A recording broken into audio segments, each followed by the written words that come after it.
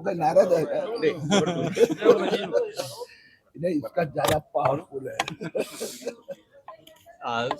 झालं का सांगा रोल दादा लाईट लाईट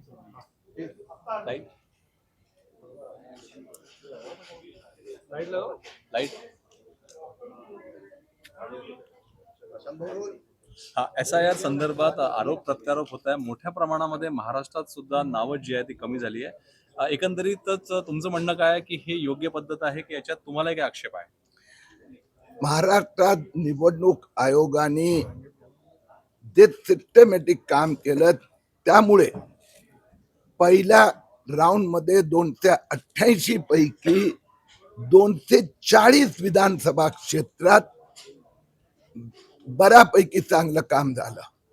288 पैकी 200 विधानसभा क्षेत्रात फक्त 10-12% डिलिशन आलं.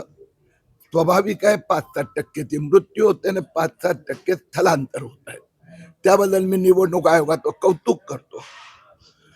जे महानगर आहेत, नागपूर असो, पुणे असो, मुंबईचा काही भाग असो, तिथे थोडी कार्यपद्धती तालमेल न झाल्यामुळे महाराष्ट्रात असे शहरी भागात 47 विधानसभा आहे की जिथे 1 सप्टेंबरला जी मतदार यादी प्रसिद्ध होणार त्यात सुमारे 30 ते 35% नावं या 47 विधानसभेची डिलीट झालेली असेल.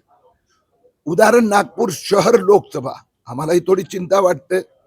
25 लाख मतदारांपैकी 9.5 लाख मतदारांची नावं या मतदार यादीत नसेल.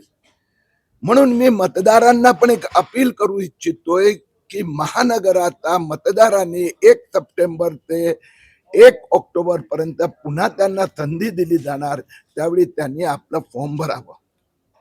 सर, एक लोकल प्रश्न आहे की तुम्ही आग्रही असता, केंद्र सरकारने कायदा केलेला आहे की वंदे मातरमची 6 कडवी गायली गेली पाहिजे. काल नागपूर महानगरपालिकेच्या सर्वसाधारण सभेत फक्त वंदे मातरमची 2च कडवी गायला गेली. वंदे मातरम राष्ट्रीय गान म्हणून आता भारताच्या लोकांनी आनंदाने स्वीकारलं नाही, अभिनंदन केलं आहे. सुरुवातीच्या काळात जे काँग्रेसची अनेक वर्ष मानसिकता मुस्लिम अनुनयी, यामुळे या काँग्रेसने पहिले वंदे मातरमचे 2 तुकडे केले, देशाचे 2 तुकडे केले, वंदे मातरमचे 2 तुकडे केले. आणि त्यानंतर गांधी परिवारात राज आलं, गांधी नेहरू परिवार, त्यांनी तेही उडवलं. आता पुन्हा वंदे मातरम सुरू झालं आहे. हळूहळू संपूर्ण देशात सगळीकडे पूर्ण वंदे मातरम, कुठेतरी चुकीने कमी जास्त झालं तर ते सुधारली जाणार. परंतु काँग्रेसची चूक नाही आहे. ते तर असं समजतात इस देश के हम बाप है, हम मालिक है, आणि अशा पद्धतीने काँग्रेस देशाचे तुकडे, वंदे मातरमचे तुकडे हे भारताची जनता सहन करणार नाही. खरं तर काँग्रेसने ठराव सुद्धा घेतला का आम्ही आताही 2च कडवे. मी सांगितलं ना, काँग्रेसने तर ठरावाने 2 तुकडे केले. जे अर्ध वंदे मातरम पण उडवलं होतं ना. आता अर्ध तर सुरुवात केली, पहिलं तर ते अपमानच करत होते. हळूहळू लाईनीवर येणार, आणि नाही तर सोनिया गांधी, राहुल गांधी, प्रियंका गांधी वगैरे ते बाजूला राहणार. देश आगे जाएगा, वंदे मातरम का जयगान होगा. तुम्ही आता बोलले की नितीन गडकरी यांच्या मतदारसंघातल्या 25 लाखांपैकी 9.5 लाख मतदारांची नावं गायब आहेत.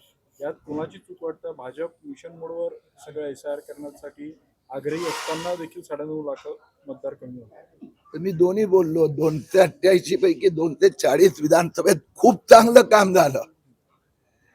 47 विधानसभा मी जसं सांगितलं, मुंबई शहरातला 10-12 आहेत, नागपूर आहे, पुणे लोकसभा, नागपूर लोकसभा, ठाणे, कल्याण, डोंबिवली, तिथे थोडे कमी पडले आहोत 47 विधानसभेत.